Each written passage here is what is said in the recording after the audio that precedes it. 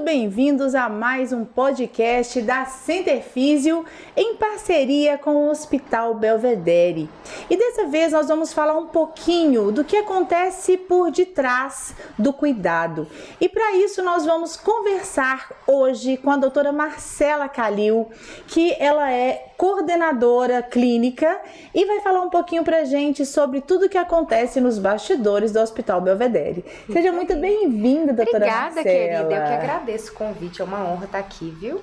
Que bom ter você aqui. E fala pra gente um pouquinho da sua história, da sua trajetória. Eu sei que você tem um tempo longo aí já no Hospital Belvedere. Conta pra gente um pouquinho da sua experiência. Conto. O Hospital Belvedere é muito querido para mim, porque desde a minha residência de clínica médica, eu comecei a trabalhar lá. Então, eu tô aí quase 15 anos lá, né, Márcia, dando plantão na clínica, acompanhando os pacientes. Por ser um hospital de cirurgias eletivas, né, então a gente tem todo um cuidado com o paciente desde a hora que ele marca de fazer a cirurgia que o cirurgião indicou. Então, a gente já tem ali o pré-operatório, a gente já faz risco cirúrgico, né, a gente acompanha o paciente ali. Então, eu já tô lá há muitos anos, a gente, claro, acompanhei mudanças e cada vez melhores, e hoje a gente está mais presente junto com os pacientes, a clínica está sempre ali acompanhando todo e qualquer tipo de cirurgia do hospital. E eu sei que além da clínica médica, você também, né, é dermatologista. Sim. E qual que foi a sua formação? Onde que você se formou em medicina? Depois fez a clínica médica, logo depois a dermatologia. Como que chegou aí, né? E a sua experiência veio, né, chegando aí a coordenação. Sim. Bom, eu fiz a faculdade em Alfenas, eu fiz Unifenas, né? Formei em 2008. Depois eu já entrei na residência de clínica, fiz no Felício Roxo. E aí fiquei durante um tempo trabalhando só com clínica e depois eu resolvi fazer a dermatologia e acabei, hoje em dia, trabalhando até mais com a dermatologia. E a clínica eu reservo só para o Hospital Belvedere mesmo, sabe, Márcia? E assim, é uma área que eu gosto muito, né? Consigo conciliar as duas coisas ainda, né? E é isso, a trajetória é essa. Já tem um bom tempo que eu tô formada aí, né, Márcia? Vamos fazer o seguinte, então, vamos fazer o nosso bate-papo em duas etapas. A primeira, eu gostaria de saber um pouquinho mais, né? Porque a gente fica pensando, vou fazer uma cirurgia em ortopedia, a gente só imagina o do ortopedista, Exato. Né? Vou fazer uma cirurgia gástrica, eu só penso no gastro. Mas clínica médica dentro da cirurgia, como que acontece esse processo? Por que vocês estão presentes nessas cirurgias? Tá. Olha só, tem algumas cirurgias que elas são de alta complexidade, né? São cirurgias que requerem ali um acompanhamento clínico mais próximo, porque muitos pacientes às vezes são mais idosos, então eles são diabéticos e num pós-operatório às vezes realmente a glicemia descompensa. E às vezes o ortopedista ou outro cirurgião que seja, ele não tem aquela disponibilidade de estar no hospital a toda intercorrência de pacientes, né? Então, a clínica atua justamente nisso, desde de cirurgias como artroscopia, que o paciente às vezes nem dorme, mas a gente vai lá, avalia o paciente, olha a prescrição, porque assim, em todo hospital, né, praticamente todos os cirurgiões, eles têm, claro, uma prescrição padrão, né, que a gente, pela escala de dor, enfim, a gente tem uma prescrição padrão. E a clínica, ela tem o papel de olhar aquela prescrição, então é mais um filtro que se passa ali no hospital, porque se tiver, às vezes, o paciente com uma alergia de alguma medicação, que às vezes o cirurgião passou batido, o clínico vai e ajusta, ou o paciente está com uma dor além do que ele já estava esperando, ou o cirurgião estava esperando, o clínico está ali para passar alguma medicação que é só a critério médico, né? Então, essa proximidade da clínica facilita muito, não só o conforto do paciente, porque com isso ele tem menos dor, menos intercorrências, mas também até para avaliar possíveis complicações precocemente, né? Porque a gente está ali diariamente olhando de manhã, olhando à noite, à tarde a gente às vezes passa. Se tiver alguma intercorrência, alguma coisa diferente do que a enfermagem pode, tá além né, do que a enfermagem pode fazer, chama o plantonista, então ele vai lá. Então a gente tem essa assistência 24 horas. E eu acho que é de extrema importância, que talvez em muitos hospitais maiores, excelentes também, talvez não consiga dar tanta essa atenção, por ser às vezes um hospital escola, e são plantonistas que são residentes, que às vezes não dá conta de acompanhar o hospital inteiro, né? E o nosso, por ser um hospital pequeno, né, a gente consegue ter ali uma proximidade maior e o plantonista tá ali só para atender aquelas cirurgias eletivas, né? É impressionante, né? Todos os médicos, enfermeiros que eu converso, que trabalham no Hospital Belvedere, sempre falam a mesma coisa. Márcia, é um hospital menor, é um hospital aconchegante, é um hospital em que tem todo um cuidado, né, junto ao paciente. E assim, tudo isso faz toda a diferença, né? E a relação médico-paciente, ela tem uma proximidade muito maior, né? Então, todos os médicos que eu converso falam a mesma coisa, além da agilidade nas cirurgias. E tem uma conexão muito grande, né, entre os instrumentadores, médicos ali durante a cirurgia, principalmente no olhar. Eu lembro que teve um médico que falou o seguinte: quando ele olha para o instrumentador, ele já sabe qual que é o BO do momento e já sabe a ferramenta que ele precisa, né, entregar ali para o médico. Então, essa conexão não tem preço, né? Não. E saber que tem uma assistência 24 horas, que você tem ali tanto um cuidado pré-operatório, durante a cirurgia e também no pós, isso traz uma tranquilidade infinitamente maior, tanto para o médico quanto para o paciente, né? Eu acredito que sim, porque é um momento muito de fragilidade, né? Então a pessoa tá muito insegura ali e tal, por mais que confie no seu médico, não conhece a instituição, então gera toda uma insegurança. E lá, como você falou, as meninas são muito carinhosas, né? Os meninos da enfermagem, enfim, a equipe toda, por ser um hospital menor, a gente consegue dar uma atenção maior, então a gente é uma pequena família ali, né? Realmente. E como que funciona esse processo da chegada do paciente, né, ao ser conduzido até o bloco? Como que é essa experiência do paciente no hospital? Olha, a gente tem até a possibilidade, Márcia, de alguns pacientes que são de fora, de chegar às vezes na noite anterior, dormir no hospital e já ficar ali pronto, porque muitas vezes gera aquele estresse, né, de chegar muito cedo no hospital, como que eu vou chegar e tal, não é da cidade. Então a gente tem essa possibilidade. Às vezes o paciente dorme no hospital um dia antes, já acorda lá e já vai para o bloco cirúrgico, ou alguns que já moram aqui mesmo, chegam num determinado horário que foi pré-agendado, com uma certa antecedência, né? Mas ao marcar a cirurgia, o paciente tem a possibilidade de fazer o risco cirúrgico no hospital, mais a avaliação pré-anestésica. Então, é a primeira coisa, né? Saiu do seu médico, o médico indicou, olha, nós vamos operar lá e tal. Ele tem essa possibilidade, ele liga para o Hospital Belvedere, então a gente já consegue organizar isso tudo. Se ele não tiver o seu cardiologista ou não tiver o seu médico clínico ali que possa fazer o risco cirúrgico dele, a gente faz a avaliação anestésica. Na data agendada ele chega, né? Muitas cirurgias acaba ficando no hospital dia, o paciente nem precisa dormir, mas mesmo assim tem o atendimento da clínica, né? E todo pós-operatório a gente avalia. E alguns realmente, principalmente prótese de quadril, de joelho, que são cirurgias mais complexas, o paciente em média fica 2 a 3 dias internado, tá? E aí, então, fica um tempo maior. E se esse paciente tiver alguma comorbidade, também ele pode ficar mais tempo? Ou isso é difícil de acontecer? É difícil, Márcia, porque por ser cirurgias eletivas, a gente faz um preparo bem adequado antes do paciente chegar no bloco cirúrgico, né? Então, Claro, a gente filtra muito o paciente antes, se ele tiver alguma comorbidade, a gente tenta estabilizar primeiro, para que, obviamente, não tenha intercorrência em péri ou pós-operatório.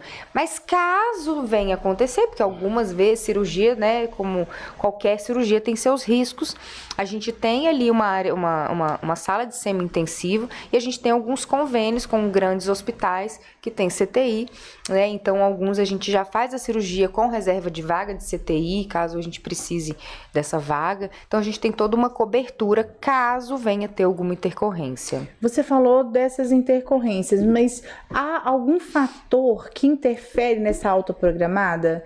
É uma trombose, sem dúvida. uma parada? Sem dúvida.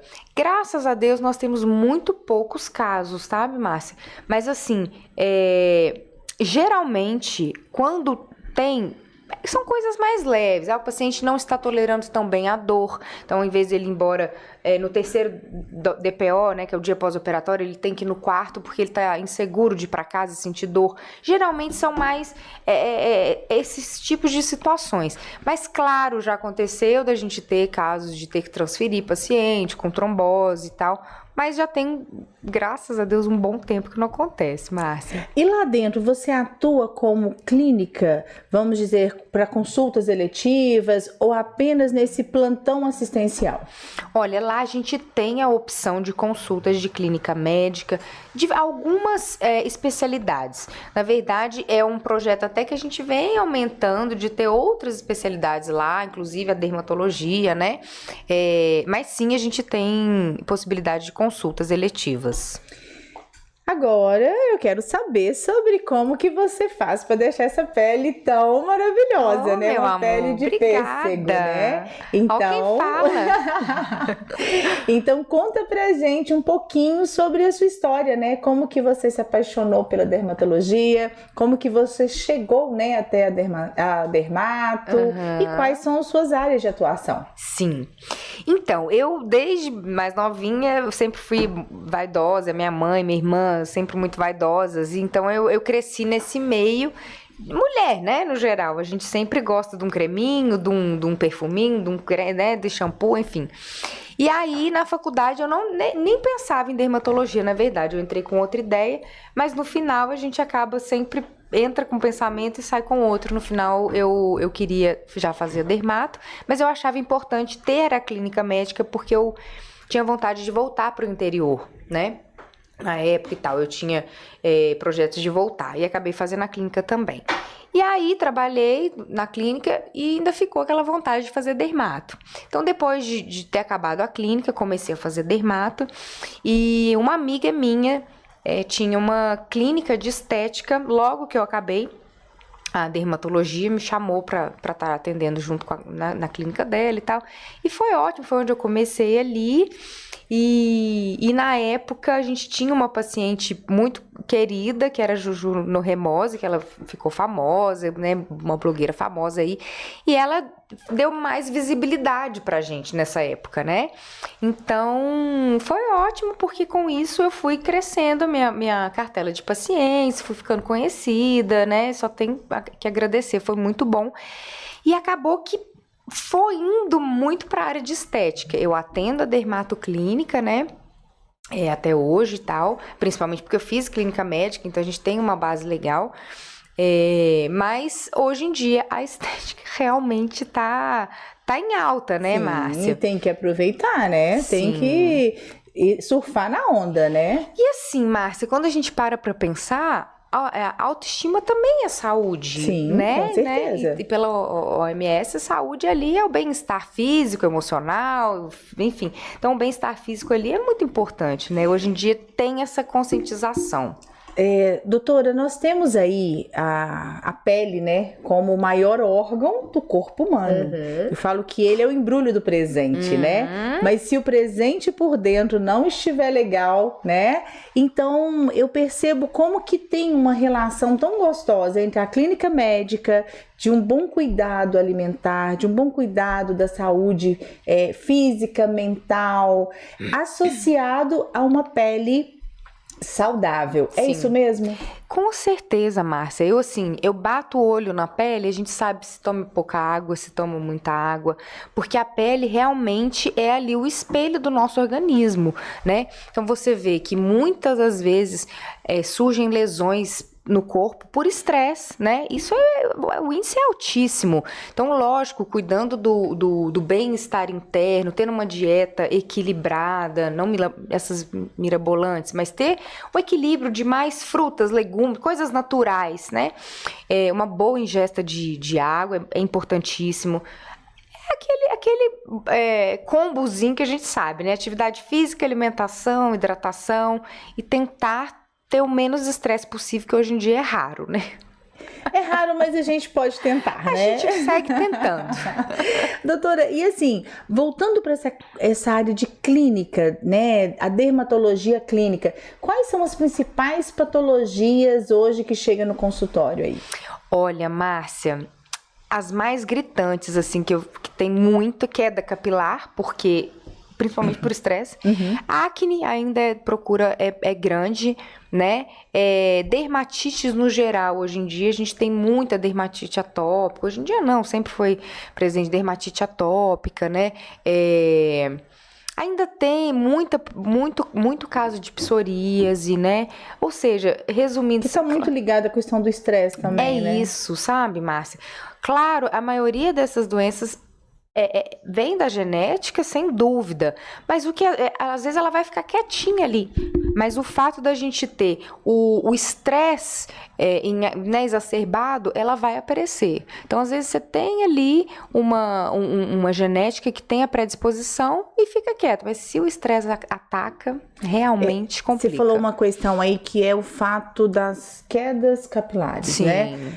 Tem 2 ou mais tipos de alopécia, né? Tem. E quais são as principais? Olha, a principal que a gente mais preocupa é a alopecia androgenética, que é o quê? É que a família, meu avô é careca, meu pai é careca, né? Enfim, que é aquela genética que a longo prazo realmente a gente tem que cuidar, porque tende a pessoa ir ficando calva. Tem a alopecia areata, que são aquelas que às vezes as pessoas chamam até de pelada, né? Que dá uns buracos. Tem acontecido muito em crianças, né? Em adolescentes. Muito, e é muito relacionada a estresse. Muito, né? Então, assim, e temos vários outros, mas as mais que a gente vê mais recorrentes são essas, né? Quando você fala, né, da queda capilar, né, que é a questão da alopecia androgenética e outros fatores aí, e tem como base aí, além da alopecia androgenética, que você falou da questão relacionada ao estresse, é impressionante a quantidade de pessoas que você vê relatando, né, queda capilar, reclamando que quando, né, no próprio travesseiro fica aquele monte de fio, no banheiro. E você já falou da questão de uma boa alimentação, tomar muita água. Tem algum outro recurso que nós podemos utilizar para melhorar essa queda, para reduzir? Márcia, olha só, muitas vezes essa queda vem por uma desnutrição não, mas algumas alterações nutricionais, no sentido assim, vitamina B, ferro, ferritina, vitamina D, que às vezes realmente passa batido. Tem muita gente que fala, mas eu faço check-up anualmente.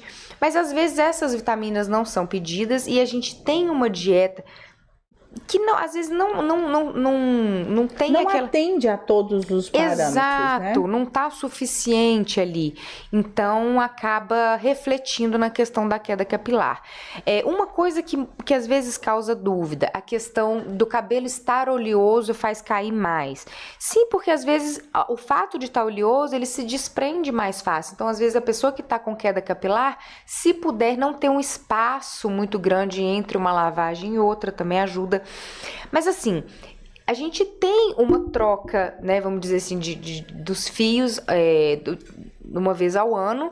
Então, uma certa queda é aceitável. Quantos fios por dia, mais ou menos? A gente fala em torno de 100 a 200 fios, mas se for uma quantidade que mantém os 200, ou mais, mas se mantém ali por 2, 3 meses, 4 meses, aí realmente é bom a gente procurar ajuda para ver o que pode estar acontecendo. A tireoide também é uma glândula ali que às vezes dá uma descontrolada e faz cair bastante cabelo, enfim, é bom. Mas se tiver aqueles episódios ocasionais, caiu muito cabelo, foi um período ali de algumas semanas, não precisa se preocupar, que Não. pode ser um problema, uma crise de estresse, por exemplo. Com certeza, com certeza. Mas olha, é muito bom ficar atento no sentido de medicações que se usa, porque eu mesma sou uma que não leio bula, mas assim, tem muitas medicações que às vezes realmente provoca uma queda acentuada e a gente passa batido. Então é bom fazer uma investigação melhor, né? Nesse sentido. Pós-operatório costuma muito da queda capilar. Infecções no geral que demandam tem aquele estresse do sistema imunológico no organismo, então a gente acaba tendo também ali uma queda capilar. Nossa, é tanta coisa, Márcia. Então é muito difícil. Eu quero saber um pouquinho mais sobre isso, mas antes eu vou cumprimentar a Elizabeth, a Janaína, Vanderleia, Ludmila, Laíse, Lourdes Viana, Maria Fernanda, Hélia Figueiró, Domingos Figueiró. É muito bom tê-los aqui. E a Vanderleia nos cumprimenta e fala o seguinte: dermatologia realmente é a paixão das mulheres que gostam de se cuidar. Realmente, viu, Vanderleia? É verdade, Vanderleia, você arrasou. A Ludmila nos cumprimenta e fala o seguinte: a estética está em alta. Homens e mulheres cada dia mais vaidosos. Ludi, você arrasou, sabe por quê? Hoje, graças a Deus, os homens estão se conscientizando que eles também devem se cuidar. Por que não, gente? E até pouco tempo atrás tinha um preconceito imenso, eles com eles mesmos.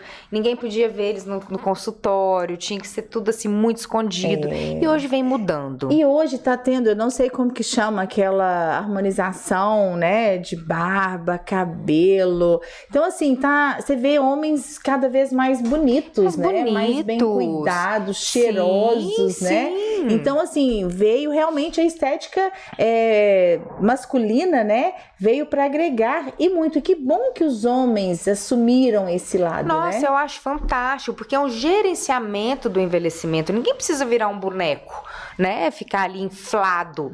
É gerenciar o envelhecimento, devolver o que está sendo perdido. Então, tudo com muita naturalidade. Então, graças a Deus, meus pacientes, assim, eles falam, nossa, é bom que ninguém percebe, todo mundo fala, você tá bem, aí eu posso falar que eu tava de férias, que eu dormi bem, porque isso é o embelezamento da pessoa, não é transformar, virar outra pessoa, né, Márcia? Dá um toque especial na beleza masculina, exato, né? Exato. Exatamente. A Laíse fala o seguinte, ela nos cumprimenta e pergunta o seguinte: lavar os cabelos todos os dias ajuda a parar a queda? Então, Laís, não ajuda, porque na verdade a gente não tá sabendo o que tá causando essa queda, né? Claro, como eu falei, o fato de você estar tendo uma queda e de ficar deixando um intervalo maior para lavar os cabelos, isso às vezes realmente você tem a sensação que tá caindo mais, porque ele se desprende com mais facilidade ali, mas não ajuda a parar. A gente tem que saber o que tá causando essa queda, se é alguma disfunção hormonal, nutricional, tireoide, ou se você teve alguma infecção aí, então não trata, mas ele ajuda a não piorar a situação. E o que é eflúvio telógeno? É uma queda repentina temporária dos cabelos. A gente costuma falar de eflúvio telógeno, principalmente pós-Covid, pós-infecções, é o que eu falei, de pós-dietas, pós-cirurgias. É como se o organismo sofresse um estresse ali por algum motivo e as células entendessem que o cabelo, unha é supérfluo, ele precisa tratar outros órgãos que são vitais, né, para o indivíduo. Então ele deixa de mandar nutrientes para o cabelo, enfim, por isso depois de 1-2 meses de uma cirurgia, de uma infecção, enfim, ou de um estresse, você sente a queda. As manchinhas na pele são inevitáveis, né? E tem as manchas escuras e as manchas claras. As manchas claras é muito comum já em idosos, já em pessoas mais velhas. O que causa essa mancha branca e que muitas vezes ela é irreversível? Ela é irreversível, exatamente. É o sol, Márcia, a longo prazo, o envelhecimento, né? E ao longo dos anos expondo ao sol. E assim, é complicado, porque às vezes a pessoa fala, nossa, mas eu não sou de tomar sol. Mas você tomou na infância, você tomou na adolescência, que é a época que é como se tivesse um registro ali das nossas células. E a época que a gente não se preocupava, né? Hoje, claro, a gente busunta nossos filhos de protetor solar. Mas na nossa época, poucos anos atrás, não tinha esse costume tão intenso, né? Então a criançada ficava vermelha mesmo, descascava mesmo. Então, infelizmente, são consequências do passado. E a Vanderleia fala o seguinte, doutora, o melasma tem cura? Começaram a aparecer há uns 3 anos, já fiz alguns tratamentos e uso protetor, mas sempre voltam. Olha, Vanderleia, o melasma, ele é uma pedra no nosso sapato, porque ele não tem cura, mas ele tem um controle, tá? Eu sei que é ingrato, porque o paciente está sempre tratando e o primeiro bafo quente que ele entra no carro e tem ali o mormaço, vai manchar. E outra coisa que a gente esquece, celular, notebook, computador, essas lâmpadas também predispõem, né? Outra coisa importante também que a gente esquece de comentar é sobre hormônio. Nós, mulheres, estamos sempre em uso de hormônio, seja tomando anticoncepcional, usando DIU com hormônio, ou usando chip da beleza, enfim, ou repondo na menopausa, e isso, querendo ou não, predispõe. Então, não tem cura, mas a gente tem um controle. Não pode desanimar, tem que ali estar casado com protetor solar mesmo, e às vezes, se é o seu caso de estar usando um hormônio, né, avaliar o custo-benefício, mas as manchas estão me estressando mais do que o benefício que eu tenho com o hormônio, enfim, é sentar e conversar, a gente achar um tratamento bacana. E você falou da questão dos cuidados, né? O skincare, eu acho que é extremamente importante. E quando ela falou do melasma, né? A gente está... Qual que é o nosso desejo? Tomar uma cápsula e resolver o problema, né? Então, o melasma, você vai, faz o tratamento, se baixar a guarda, volta. Sem dúvida, Márcia. Na verdade, é mais fácil ele voltar. Então, assim, é vigiar, literalmente. É protetor solar, mas eu passo protetor todo dia. Mas você retoca. Porque o retoque, se você transpirou muito, entrou na água, é a cada 2 horas, né? Se molhou, tem que retocar. Mas eu fico em casa. Tá, mas você trabalha de home office, você fica o dia inteiro na tela, né? Então tem que usar o protetor solar. E é aquilo, né, Márcia? É complicado porque a gente também... Internet é terra de ninguém. Então a gente escuta muita coisa. Tem muitas pessoas que falam, mas não é para passar protetor solar, que protetor solar faz mal e tal. Mas para quem tem melasma, assim, é muito complicado a gente deixar ou escutar essa dica, né? Fazer olhar o custo-benefício, né? Por exemplo, tem que tomar sol? Tem. Mas, por exemplo, eu não sei, posso estar falando uma coisa errada. Passa proteção no rosto e nas demais partes do corpo, não passa, toma um tempinho ali de sol, é o suficiente ali uns 15 minutinhos ou mais. Sim, nos horários, então, assim, sem ser o horário de pico, né? E não é ficar lá plantado no sol, né, doutora? Principalmente quem tem melasma, sim, né? Então, assim, ela é uma situação... qualquer coisinha faz secador de cabelo, sabe? Tudo que esquenta a pele predispõe o melasma. Então, é complicado, porque como é que você fala pro paciente, olha, antes de você secar o seu cabelo no secador, você tem que passar seu protetor solar, né? Então, olha, assim, nunca ouvi falar isso. Porque o quente... As pessoas que trabalham em restaurante ali, que tá no fogão, aquele quente predispõe. A pessoa que, enfim, para o carro na rua e na hora que você vai entrar, tá aquele bafo que você entra, tá... tudo predispõe. Então, por isso que é uma patologia difícil da gente ter total controle sobre ela. Nunca soube disso. Eu sempre achei que era apenas exposição ao sol, a luz branca e tudo, e outros, né, outras luzes, mas nunca o vapor. O quente também atrapalha. É terrível, é terrível. Quem tem a predisposição ao melasma, qualquer coisa realmente volta a mancha. E aquelas manchas escuras, doutora, que geralmente acontece, na região de pescoço, que são manchas novas, manchinhas escuras, como se fosse uma tipo sardinhas? Uma pinta. Não, como se fossem pintas. Essas pintas Tem que ter um cuidado. Exatamente. A gente tem que avaliar, porque o índice de câncer de pele é muito alto, né, Márcia? Como a gente falou, antigamente a gente não tinha essa rotina de cuidado como tem hoje. Então, surgiu uma pinta nova, ou mudou de cor, ou você tá vendo que ela tá aumentando de diâmetro, ela tá crescendo ali, tá ficando um pouquinho mais elevada, tem que avaliar, porque pode ali realmente virar um melanoma, ou enfim, um carcinoma, tem que realmente avaliar. E é de uma hora para outra, não sei se você sabe, Márcia, mas Bob Marley morreu de melanoma de unha. Sério? E todo mundo acha que ele morreu de droga, enfim, cada um fala coisa, overdose. Nunca imaginei isso. E ele tinha um melanoma, que é um câncer de pele, um gueal de unha, que é uma listinha preta na unha. E pra ele aquilo, né, passou batido. E se eu não me engano, ele foi tendo metástase por conta disso e faleceu. Gente, chocada, não sabia disso. É um terror. Então, assim, é uma área, a dermatologia, assim, a gente tem que realmente dar muita importância à questão do câncer de pele, porque vem matando muita gente, ele vem subindo a incidência. Então, hoje em dia, a gente já tem uma consciência melhor, né, do cuidado, de ir pra praia realmente não ficar lá estatelado. O pior é justamente as pessoas que vão raramente na praia e torram uma vez no ano, 2 vezes no ano, é até pior do que tá ali todo dia, às vezes, fazendo um esporte, 7, 8 horas da manhã, tomando sol todo dia, né? Olha só. E a Elizabeth, ela nos cumprimenta e faz uma observação muito interessante.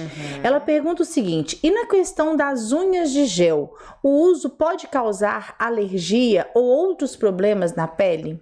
Olha, Elizabeth, sim, porque tudo que é estranho, corpo estranho para o nosso organismo, pode vir a dar sim uma alergia, mas o principal das unhas de gel é o risco de infecções fúngicas e bacterianas, né? Então, muitas vezes, claro, a gente toma cuidado onde a gente faz a nossa unha de gel, né? Eu tenho muitos anos que eu não faço, mas eu lembro que uma vez eu fiz, foi um caso que aconteceu comigo, eu fazia, e aí eu tava viajando, enfim, e uma unha começou a descolar, eu fui num salão X do lugar que eu tava, ela falou, não precisa tirar, vamos só dar uma retocada e tal. Enfim, o que aconteceu? Ali já tinha entrado água, já estava úmido, ficou um fungo gigante debaixo daquela unha, e quando eu fui tirar o esmalte que eu vi que ela estava ficando mais esverdeada, eu falei, gente, pelo amor de Deus. Então, muito cuidado com isso, né? A questão de onde fazer, lógico, a gente tem que tomar todo um cuidado que a gente sabe na asepsia, e tomar muito cuidado com o risco de fungo e bactéria. É mais do que a alergia, inclusive. Olha só. O Marcos Martins, bom ter você aqui, viu, Marcos? Ele fala o seguinte: eu fico no sol 5 minutos e fico parecendo morador de rua. Alguma dica para amenizar, a não ser o protetor solar? Ele fica muito queimado? Será que ele falou nesse sentido? Pelo que ele falou, sim. É isso, Marcos? Você fica muito bronzeado? Então, além do protetor solar, é complicado, né, Max? Um bonezinho, né? Um óculos, porque a única coisa que realmente protege para não ficar vermelho é o protetor. Nós não temos muito o que fazer, não. Eu acho que foi isso, né, Márcia? Ele perguntou porque ele bronzeia muito. Um chapéu, né? Um chapéu, um bonezinho, chapéu. Exatamente. Já coloca logo um chapéu mexicano, que aí... Que não tem erro, que pega até o ombro. Mesmo, exatamente. Doutora, você tem alguma dica para as pessoas que gostam de tomar sol, além desse protetor, para um cuidado, né? Vou para a praia, quais são os cuidados que ele deve ter? Tem alguma cápsula que ele pode tomar antes de ir para a praia, para proteger o cabelo, para proteger a pele, alimentação? Tem alguma alimentação que você julga ser mais viável para essa pessoa ter um cuidado maior com a pele? Sem dúvida. Bom, primeiro vamos começando com a alimentação. A pessoa que está indo para a praia ou que vai, enfim, ficar se bronzeando, cenoura, mamão, tudo que tem beta-caroteno, né, ajuda muito na questão da coloração, fica aquele bronzeado mais bonito, né, tem gente que gosta disso. E claro, sempre ali hidratando a pele, porque ela vai sofrer uma queimadura, então a água essencial a gente estar sempre se hidratando, né? Enfim, comendo coisas saudáveis. A questão de você ir e não querer... A pessoa que tem melasma, vamos dar uma ideia da pessoa que tem melasma. Temos hoje em dia cápsulas que de protetores... protetor solar oral, que a pessoa 15 dias antes de ir pra praia faz o uso, durante a exposição ali na praia, e depois de 15 dias a gente também pede para manter. Isso ameniza um pouco também até a questão da aparição das manchas, tá? Ah, mas eu quero bronzear, eu tenho que usar o protetor solar? Pode bronzear, mas no início, nos primeiros dias, usa um fator maior, né? Um fator 50 ali. Rosto eu acho muito arriscado bronzear, né? Rosto, porque a facilidade de ter mancha ali é muito fácil e depois realmente a sua autoestima, você vai ficar chateado, né? De ter uma mancha imensa no rosto. Com certeza. Então assim, o rosto, no mínimo 50 ali o fator, né? E tá retocando. E no corpinho... A pessoa que é mais clara, chegou na praia, vamos começar ali com 50, depois passa para 30, e aí é aquilo, é tomar o sol se protegendo. Jamais chegar e ficar estatelado sem nada, ou passar um óleo ali. Se quer bronzear, vamos por partes, né? Vai de pouquinho em pouquinho, vai descendo ali o fator de proteção, que aí vai ficar até um bronzeado mais bonito, não aquele vermelhão, né? Sim, que é o que mais agride.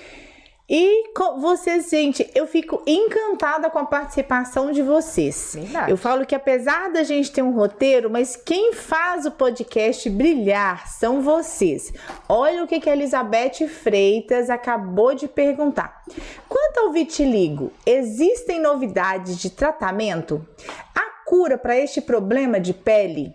Quais são os cuidados ao expor ao sol? Os tratamentos existentes são eficazes ou são mais propaganda?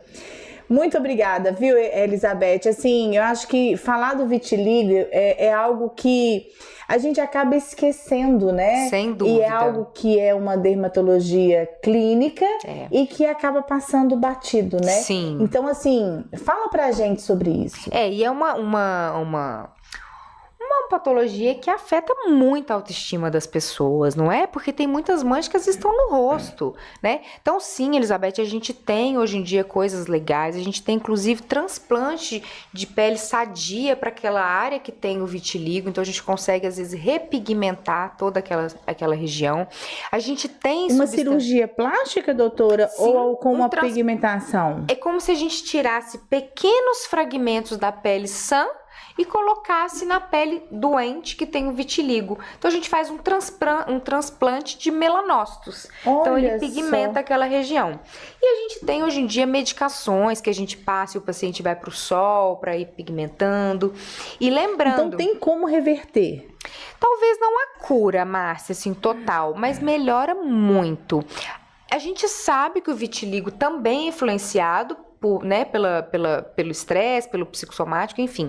Então, muitas vezes a gente consegue parar a evolução dele e às vezes fica alguma mancha residual e aí a gente faz o tratamento nessa mancha e teoricamente a gente tem a cura ali da doença. Isso no rosto, em qualquer parte do corpo? Sim, sim. Que legal. Muito legal. A medicina, graças a Deus, tá só avançando, tá muito avançada, né? Uma benção, né, Márcia? E o vitiligo, você me falou da questão relacionada ao estresse, a uma doença psicossomática, mas eu não posso considerar como autoimune. Ou Olha, sim, não deixa de ser, sim. Claro, você tem a genética, você tem a predisposição no seu DNA ali, como eu te falei no início. Às vezes você tem aquilo e ele vai ficar quietinho, não vai desenvolver. E às vezes você faz uma cirurgia ou machuca, tem um corte ali, a gente tem alguns termos técnicos da dermatologia, que é um sinal que é como se fosse o start daquela... A pele sofre uma lesão e aí vem a doença que está ali instalada, sabe? No seu gene. Você falou da psoríase. Ela é autoimune ou é uma doença psicossomática? Autoimune, né? Tem a questão genética, autoimune. A gente, inclusive, hoje em dia tem medicamentos imunomoduladores. O que são isso? O que é isso? É uma medicação que para aquelas psoríases dificílimas de controle, a gente já tentou de tudo, medicação tópica, medicação oral, a gente entra com esses imunomoduladores, injetando a substância, e é como se a gente anulasse aquela célula, aquele anticorpo que faz mal ali para o nosso organismo, que entende que não faz parte do nosso organismo. Então, a gente tem hoje essas possibilidades de ter um controle muito bom da doença. Que legal, e eu não sabia disso, e que bom saber que tem esse cuidado tanto na psoríase quanto no vitiligo, né, e que a tecnologia está tão avançada. Muito. E a psoríase, ela é um tratamento contínuo ou apenas quando há a manifestação? Geralmente são nas crises. Alguns pacientes são difíceis de reverter crise, né? Então ele está em constante lesão ali, e nesses casos até essas medicações que eu te falei se enquadram bem. Mas sim, tem períodos de calmaria, tá? Então aí o paciente não faz uso de nada. Tadinhos, eles sofrem bastante. Imagina, nós temos aqui a Alicia e Totó. Ela fala o seguinte: boa noite, consultei com 2 profissionais e cada um deu um diagnóstico, sendo um de psoríase e outro de fungo. Como saber realmente o que eu tenho? Gente, mas deram um diagnóstico totalmente oposto um do outro, né? Primeiro, a psoríase, Lilícia, a gente tem algumas áreas mais encontradas na psoríase. Então, o local da lesão, eu não sei como tá a sua lesão, né? A dermatologia é muito difícil, porque é olho, né? Então, a gente tem que... As lesões são muito parecidas umas com as outras. Então, claro, a dermatoscopia nos ajuda muito, mas mesmo assim a gente papa mosca muitas vezes. Então, claro, a gente olha muito pelo tipo da lesão, como que ela é, as características da lesão, o local, né, principalmente psoríase, tem alguns locais, né, que a gente vê muito, que é cotovelo, enfim, o local a gente consegue distinguir.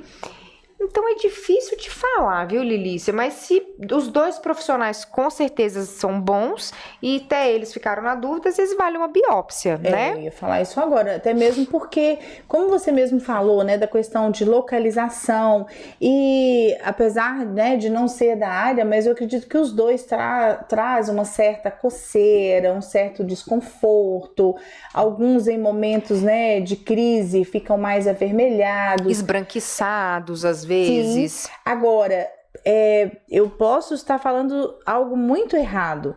A psoríase tem a ver com essa questão emocional. Se ela cair, né, se reduzir a psoríase, se reduzir o quadro emocional e persistir, eu posso também pensar numa eliminação aí, eliminou a psoríase, então realmente... Pensou na infecção. Na infecção, né? Sim, nesse raciocínio, sim. Mas eu acho importante você, talvez, procurar um terceiro profissional, né, para tirar a dúvida aí, se for o caso, se realmente for uma lesão. Porque realmente tem lesões que a gente passa aperto, aí a biópsia nos salva nesse momento. Às vezes nem a biópsia, porque às vezes a biópsia vem inconclusiva, aí, minha filha, a gente tem que sambar. E sem contar que quando a gente faz, por exemplo, no caso dela, já procurou 2, já tem um tempo longo, esse desconforto, né, de ficar em um local irritado, com coceiras, até mesmo a aparência, né, principalmente se for mulher, no caso da Lilícia, ela acaba, né, sendo desconfortável ali. Sem dúvida. Então não tem como esperar, né, a eliminação. Eu acho que realmente a biópsia seria a primeira. Eu acho, Lilícia, eu acho. Bom, uma boa hidratação da pele também já melhora muita coisa, tá, Márcia? Porque muitas vezes as pessoas acham que estão com alergia, acham que estão com sarna, acham que estão não sei o quê, porque tá com uma coceira danada, e às vezes é falta apenas de um bom hidratante, porque toma banho muito quente, porque não hidrata direito oralmente, então a pele ali... Gente, é o espelho, né? Então ela fica seca, então começa a secar, a coçar. A pele tá pedindo, pelo amor de Deus, ali uma hidratação. Além da hidratação oral, um creme, né? Um hidratante corporal, e qualquer um, ou você indica algum específico no caso de crise? Olha, eu gosto de alguns, né? Eu gosto muito de creme, não loção nesses casos, tá? Porque o creme ele é mais denso, então a pele absorve melhor. O especial também passar após o banho, que isso também é importante, porque a gente consegue absorver mais, né? E claro, varia muito do tipo do ressecamento da pessoa, né, Márcia? Porque às vezes a pessoa tem uma dermatite atópica, aí eu preciso entrar com um hidratante que ele também seja um farmacêutico, né? Mas enfim, eu gosto muito de algumas marcas, né? Nós temos marcas aí conhecidas, CeraVe, La Roche, Eucerin, Isdin. Nossa, tem tantas marcas que eu não posso nem citar aqui porque eu vou ser injusta com as outras, né? Mas o importante é ter ali uma cosmética mais bálsamo, mais creme, né? Lembrar sempre de que os com menos cheiro nessas situações são melhores, porque eles irritam menos, dá menos alergia. E é isso, eu acho Os óleos não substituem. O óleo, Márcia, ele não substitui, ele apenas mantém a hidratação que já está na sua pele. Ah, mas eu não gosto de passar hidratante. Ok, então mantém um óleo pós-banho, tomou o banhozinho, passou o óleo e se secou, que não vai ficar aquele melequento, já tá ótimo, você já tá fazendo alguma coisa para sua pele. E evitar de usar sabonetes muito adstringentes, né? Porque eu tenho muito paciente que eu tô mudando a concepção deles, de sair do banho assim, todo ressecado, porque gosta daquele sabonete que sente que tá arrancando o couro, né? E às vezes, muitas das vezes, a pele não tolera isso. Não tolera, né? Doutora, hoje pela manhã eu recebi no direct uma pergunta seguinte. Moro no interior, tenho muito contato com poeira e sol e tenho a pele muito ressecada. Quais são as orientações além da água? Tá, vamos lá. Essa pessoa trabalha, será que próximo de poeira? Não especificou. Não especificou, mas pelo que ela me falou, tem muito contato, né, com a poeira, acaba que é uma região muito quente e além da água, ela gostaria de saber quais são as outras orientações. Isso, bom, primeiro, não tomar banho quente, demais. Provavelmente ela nem consegue também se é uma área quente, né? Segundo, como eu falei, usar um sabonete mais neutro, mais hidratante, que não resseque tanto a pele, tá? Na hora de secar no banho, gente, não é esfregar a toalha arrancando o couro, não. É tirar aquele excesso de água, usar um bom hidratante, como eu falei, principalmente em creme ou em bálsamo, evitar as loções. As loções, na verdade, elas são boas para quem quer fazer uma manutenção. Só tem um ressecado leve, mas no caso dela, o creme é melhor, né? E aí, se realmente ela trabalha ou fica muito próxima, roupas que protejam mais, né, Márcia? Assim, eu sei que é ruim, mas a gente tem alguns tecidos que são com filtro solar, né? Que a gente consegue usar com manga comprida. Eu acho que seria uma boa. Doutora, nós estamos chegando ao final. Passa bem muito que você rápido, falou, né? Márcia. Falei com você que quando o papo é bom, passa rapidinho, verdade, né? querida. Doutora, eu gostaria que você finalizasse fazendo uma correlação entre a sua coordenação em clínica médica e a dermatologia envolvendo o Hospital Belvedere. Olha, eu acho que como o foco hoje é o Hospital Belvedere, né? Eu acho que vale a pena a gente falar que nós estamos em total, assim, mudança do hospital. Frequentemente a gente está tendo as melhorias, né, aí. Então, a clínica médica, ela está mais presente, tanto mais próxima dos cirurgiões, mais próximas dos pacientes, da coordenação mesmo do hospital em si. Então, a gente está sempre tentando ver se a gente consegue entregar o melhor para os pacientes, né? A dermatologia aí, claro, ela ajuda muito na questão, inclusive, do pós-operatório em cicatrizes, então a gente tenta ajudar aí nessa situação de deixar uma cicatriz menos aparente, que incomode menos o paciente, principalmente essas de prótese de quadril, né, que fica uma cicatriz gigante, né, Márcia? Verdade. Mas enfim, eu acho que é muito importante a gente mostrar que a gente se preocupa aí com o bem-estar do paciente, a gente está sempre buscando profissionais, principalmente os que estão lá 24 horas, com um bom conhecimento, né, sobre sobre a medicina interna, sobre a clínica médica e pessoas aptas aí para poder estar ajudando qualquer intercorrência.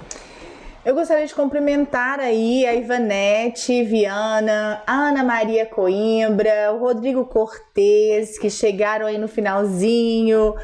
E a todos vocês que participaram com a gente, que nos deram a honra da sua presença. Aproveite para compartilhar esse podcast, aproveite para se inscrever caso você não seja inscrito. E lembrando que esse podcast ele fica gravado, então se você não conseguiu assistir ele todo, vale a pena voltar a assistir, porque nós temos aqui uma verdadeira aula com a doutora Marcela Calil, e ela que fala tão claramente sobre a clínica médica, dá dicas importantes sobre dermatologia e fala sobre esse hospital que eu particularmente, eu sou apaixonada, que é o Hospital Belvedere, um hospital tão acolhedor, com uma equipe maravilhosa e com profissionais de altíssimo nível, como a doutora Marcela. Obrigada, minha querida. Muito obrigada mesmo. Eu que agradeço, você é uma fofa. Foi uma honra recebê-la E eu aqui. digo mesmo, obrigada, viu? Obrigada pela oportunidade. E obrigada a todos que participaram, né, Márcia? A gente teve um ibope bom lá. É, isso aí. Você, Ivanete, perdeu, mas dá tempo de assistir, hein? E é importante também, além de assistir, compartilhar e mandar para os amigos, mandar para a família, porque realmente foi muito legal. Obrigada, muito linda. legal. Eu gostei muito também. Doutora Marcela, muitíssimo obrigada pela sua participação.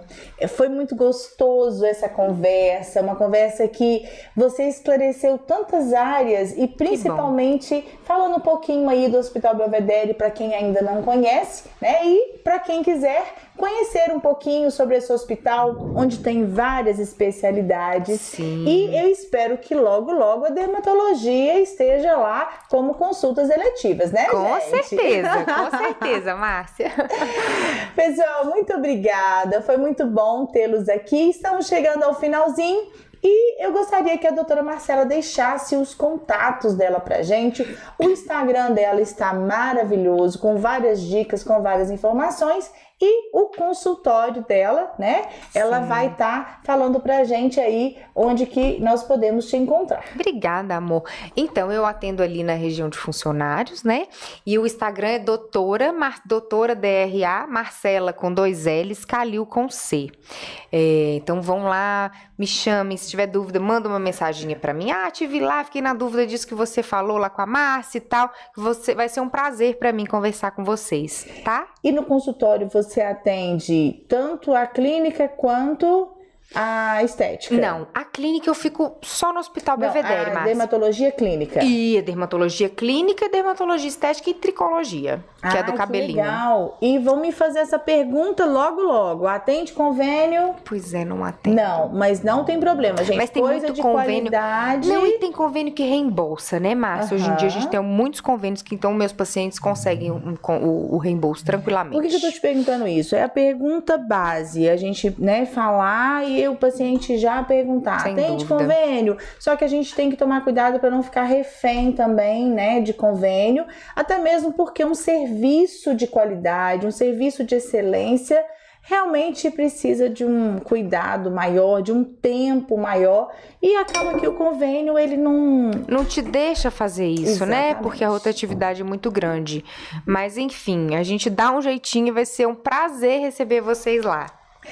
É isso aí, pessoal. Foi um prazer tê-los aqui. O meu Instagram é Márcia M. Figueiró. O da Centerfísio é Centerfísio BH. Já ia falar o Clinic, que é o antigo. Então, Centerfísio BH, Márcia M. Figueiró. Do da doutora Marcela, DR...